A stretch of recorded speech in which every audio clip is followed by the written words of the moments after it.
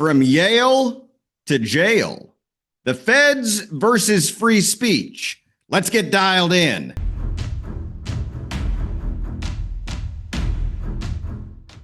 Hello and welcome to Texas Talkin, the only show where we still believe in God, country, and reading the Constitution instead of using it as toilet paper.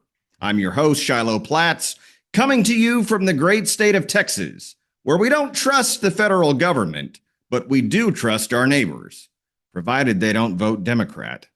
Now, tonight we're diving deep into a man who's been called a patriot, a traitor, and probably a Bond villain, depending on who's talking. Yes, we're talking about Stewart Rhodes, the founder of the Oath Keepers, and possibly the only man alive who makes an eye patch look simultaneously cool and suspicious.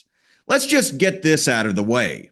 Rhodes looks like he fell out of a Tom Clancy novel and landed face first into a congressional hearing. But before the media turned him into their favorite right-wing villain, Stewart Rhodes was, wait for it, a Yale Law School graduate. That's right. He went to Yale.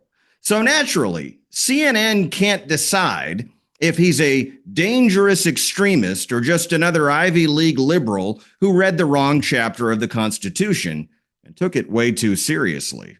Now, if you're unfamiliar with the Oath Keepers, think of them as your uncle's militia group, but with better branding. Their core message? Hey, maybe the government shouldn't violate the Constitution. Crazy, right? I mean, who would ever believe that in 2025? That's practically domestic terrorism. But here's the part the media really doesn't want you to hear. The Oath Keepers were founded on the idea that the military and law enforcement should refuse unconstitutional orders. You know, like rounding up citizens without cause, disarming the public, or arresting parents at school board meetings, which used to be dystopian hypotheticals. And now it's just Tuesdays in America. Now, let's be clear. Stewart Rhodes has said some wild things. He talks like Alex Jones and Ron Paul had a baby raised on MREs and federal distrust. He's dramatic. He's theatrical. And yes, he was sent to federal prison for seditious conspiracy, which used to be a charge reserved for people who actually overthrew governments, but now applies to folks who send too many texts in all caps. Rhodes, ladies and gentlemen, was railroaded, like many others, by his own government. And the prosecution's argument? Not that Rhodes stormed the Capitol. He didn't. Not that he entered the building. He didn't. No, their entire case was basically, well, he talked about it. And he didn't stop others from being dumb, which, if that's the new standard, half of X should be behind bars. Look, this isn't about whether you agree with Stewart Rhodes, right? It's about what we've become, a country where ideas are now criminalized if they challenge the people in charge, where your Facebook post can get you flagged, your podcast can get you banned, and your group chat can be used in court as evidence of extremist behavior. This isn't justice. This is government-sponsored paranoia dressed up as national security. We used to laugh at the idea of the deep state. Now the deep state laughs at us while wiretapping your Alexa and labeling you a threat because you own more than 2 copies of the Constitution. So what's the lesson here? How did we arrive at this point in our republic? Stewart Rhodes himself joins me next to break it all down. Trust me, you do not want to miss this one. And joining me now is Oath Keepers founder and former J6 prisoner, Stewart Rhodes. Stewart, thanks for coming on. Hey, my pleasure, brother. Thanks for having me on. Well, you have an important story that I think people need to know about. So let's kick things right off. And why don't you go ahead and share with us what happened to you? Well, I was a founder of Oath Keepers. I'm an Army airborne veteran, civil veteran, and a graduate of Yale Law School. And I founded Oath Keepers because I realized, our political system is so corrupt with both parties. And I wanted to focus on the men that would be given the orders to violate our rights. So Hurricane Katrina was a real good example of that. You had police officers brought in to help after a hurricane who ended up following unconstitutional orders to go house to house and confiscate guns. That's why I started Oath Keepers in 2009. And since then, along with advocating for the current serving to refuse unlawful orders, we also ended up doing a lot of security, especially during the Trump administration, a lot of volunteer security. So we saw in the Trump administration, the left going violent in the streets, becoming open terrorists and attacking Trump supporters nationwide, and we stepped up. Other groups like the Proud Boys and Bikers for Trump also stepped up and protected people. And we did that through the entire Trump administration very successfully and also very peacefully. We never had to actually use force against anyone because we just deterred them with our presence. We have a lot of retired police officers. About 30% of our membership were retired cops. But fast forward to J6, we had been in DC 9 prior times to do security involving, including President Trump's own inauguration in 2017, January 20, 2017. So when we were at both the big, huge rallies in November and December, doing security for events, for VIP speakers, and also a general escort offer we gave to all Trump supporters. If you feel threatened, we'll escort you back to your hotel or back to a metro stop. So that's the backdrop. J6 was exactly the same. We were there to do security for 2 permitted events on Capitol grounds, one for Latino for Trump, and the other one for Ali Alexander's group right outside the East Capitol doors. So that's why we were there, and that's what we were there doing that day. What happened is a couple of our security teams did end up going inside along with a bunch of other people. But because they were Oath Keepers, they were singled out, and we were targeted for persecution along with the Proud Boys as part of the false narrative to make it into an insurrection, try to turn a protest into an insurrection. And so they seized on the image of Oath Keepers walking up the steps and tried to say that we led the attack, and it's just complete garbage. Our guys that went inside 20 minutes after Congress had already recessed, and when they were inside, no surprise, they held police officers. But all that was brushed under the rug and hid from the public. They put us through these short show trials to try to stop President Trump from being able to come into office again. That was the whole point of all of our prosecutions. And you did not enter the Capitol. So That's correct. Yeah. What kind of charges were they able to drum up against you? I believe sedition was one of them, but what was the rationale? What was the basis of their so-called case? Identity crime, because I was the founder of Oath Keepers and they wanted to stop my movement. But like I said, it was about painting a false narrative, just like in the Soviet Union, where the watchword of the secret police was "Show me the man, I'll show you the crime." Sure. The same exact targeting of President Trump with lawfare was used against us as part of the same lawfare against him. The goal was to, of course, distract the public attention from their own coup that they had committed in 2020. That was an unconstitutional, illegal election. President Trump, to his credit, has never backed down from that because it's the truth. It is the truth. But to distract attention away from that, they had to manipulate. I would call J6 a manipulated event. We had a very valid protest. We had a right to protest. But then they twisted that into a conflict, I believe, with provocateurs both in the crowd and among the police. Because how else do you get Trump supporters who are overwhelmingly pro-law enforcement to fight the police as you have police officers use excessive force? That happened that day. So you had Roseanne Boylan, for example, laying unconscious, being hit in the head with a billy club by a police officer. So that's what I think happens. They manipulated a valid protest, twisted it, funnel people inside, and then say, "Oh, look at this." Most of them walked around, took selfies, but they wanted to turn that into a manufactured false, insurrection for the insurrection. Right. So ultimately, you were tried in a kangaroo court. You were sentenced, as I understand it, to 18 years in prison. Right.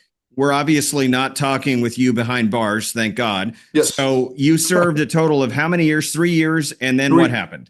3 years, and 1 year of that was solitary confinement. From the day of my arrest, 1 year in solitary confinement.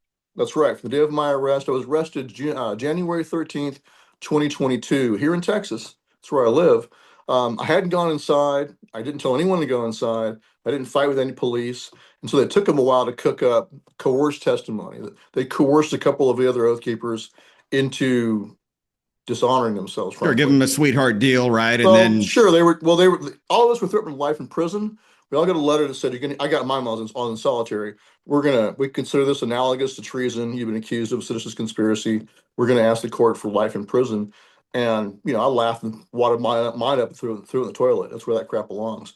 But other guys did succumb to that pressure, and they agreed to basically bear false witness against himself, confessing to a crime they did not commit, and they signed a statement that said that yes, Stuart Rhodes planned since November of 2020 to bring us, to attack the Capitol. Complete nonsense. So they used that false evidence as their basis for prosecuting me. Finally, they did an amendment complaint against my other co-defendants, charges with this conspiracy. That's when I was arrested and denied pretrial release, even though it was only my only priors were speeding tickets. They still denied me pretrial release, including Kimberly Priest Johnson, who was the magistrate here in Texas, who's now a high-profile lawyer here in Texas.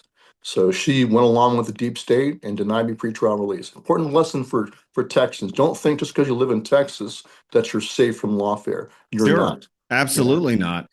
Stuart, your sentence was commuted, so you were released from prison, but That's you right. were On not inauguration night. given on election. Excuse me, after President Trump was inaugurated, right? That's right. You were not given a full pardon at this point. Did the Trump administration provide any feedback as to why they didn't give you a full No, pardon? not yet. It's a mystery. And I'm grateful, of course, grateful to Sure. President Trump for commuting me. But myself and 12 others still need pardons. A lot of us are veterans, like Joe Biggs, another airborne veteran. Dominic Bazzola is a veteran, Kenny Harrelson. So we're veterans that have now been stripped of our disability payments. I'm a disabled vet, service connected. The VA sent me, once again, while I'm in solitary, I get a letter from the VA saying, by the way, we're taking away all your disability payments. You no longer have any rights as a veteran. And it even said I can no longer be buried in a veteran cemetery. It's just really disgusting. So we do need full pardons. I'm working on that through back channels. Hopefully get a letter in front of President Trump. And I believe that when he understands fully how what was done to us was exactly the same thing done to him. An And these are the men, atrocity. and we're the ones who went to trial and were loyal and did not turn on him. Because what's sad is that the two oath keepers that took that deal and pled out to this conspiracy and agreed to testify, they were actually given pardons.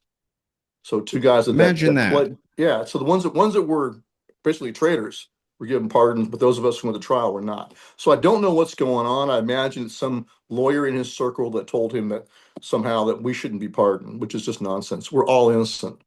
So you alluded to this a few minutes ago, and I want to go back to it. The narrative that we were force fed, right, about January 6th turned out to be a total lie.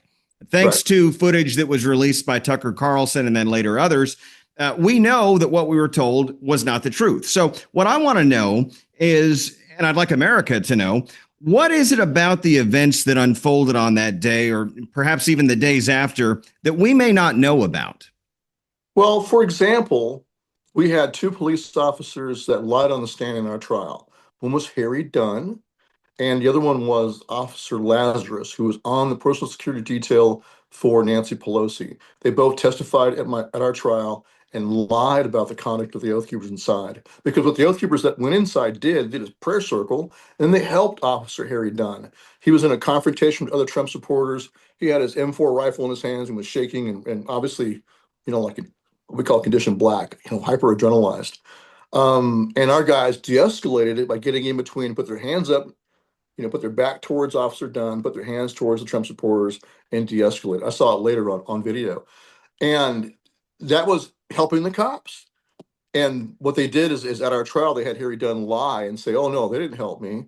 Some other group of people dressed like that helped me. I was confused about who helped me because initially in his 302 to the FBI, he admitted the Oath Keepers had helped. So to back him up in this lie that the Oath Keepers were actually threatening him, they had Lazarus get up there, Officer Lazarus, and also say, oh, yeah, I was there with him. And I saw this potentially dangerous confrontation with the Oath Keepers. They were being very threatening. Well, Steve Baker from Blaze Media later found video of Officer Lazarus in the tunnels under the Senate at that time. He could not have been with Harry Dunn. So they're both caught in an absolute lie, committing perjury on the stand. So that happened throughout the J6 cases. People need to understand that no J6 defendant got a fair trial.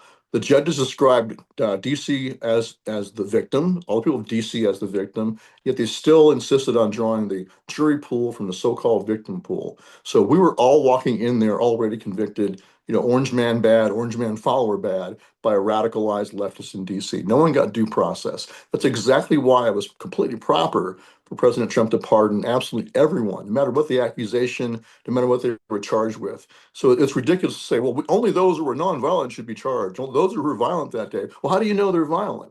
In this country, you're supposed to be innocent until proven guilty before an impartial jury of your peers and in front of an impartial judge who also protects your rights. None of that happened, and that's exactly why an absolute blanket pardon was proper. Unfortunately, there are 14 of us that were not given pardons. Two of those have now been pardoned. The rest of us are working towards a pardon as well. On a broader, higher level, what really concerns me gravely is the idea that we prosecute speech and thoughts. How do you think, Stuart, we arrived at a point in this country where thoughts and speech are criminalized if we challenge the ruling class? Well, I would blame the judges.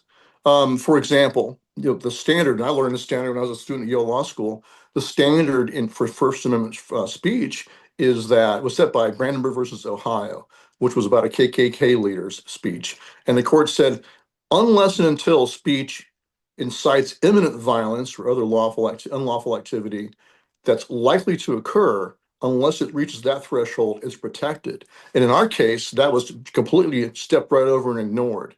In fact, the jury was told they could infer an implied conspiracy, an unspoken conspiracy to have existed or to have been created as the oath keepers walked up the steps by osmosis. They An agreed. implied Right. conspiracy. That's And a they new were one. told, and they were also instructed that they could use our speech, our political speech, in interviews I gave or open letters I gave, our chats, anything we said about the election, they could use all of our speech as state of mind evidence to support a conviction. So of course, what did they do? They looked through all our speech and said, "Oh yeah, it's obviously these people are dangerous," and they convicted us.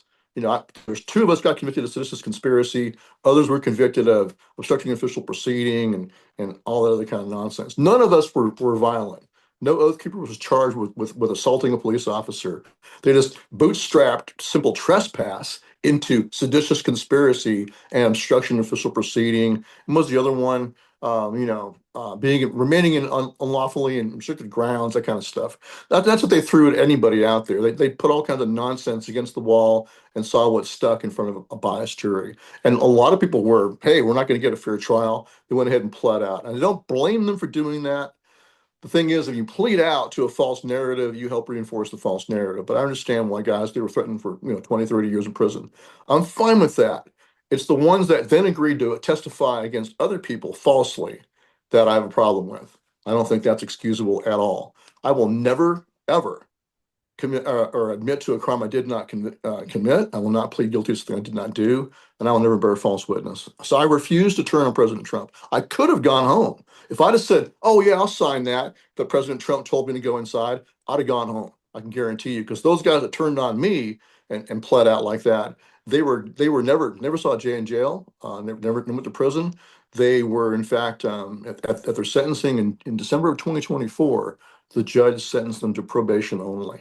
So here's two guys that committed supposedly seditious conspiracy, but the judge doesn't believe they're dangerous Apparently, at they all. weren't too much of a danger or a Right, threat to society. right. So Which is I'm just sure you've spent a lot of time thinking about what I'm about to ask you next. And that is, how do we ensure that no one else in this country ever has to experience and endure a violation of their basic rights the way that you and so many others did?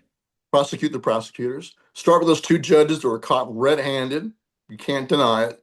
Committing perjury in our case, the video proves they were not together. They both lied on the stand. Start with them, charge them with perjury. Then they'll roll right over, I'm sure, and plead out and bear witness against the prosecutors who suborn their perjury and conspire to commit perjury. Work up the ladder, the chain of command of the DOJ. It goes all, I'm sure it goes all the way back to the Attorney General.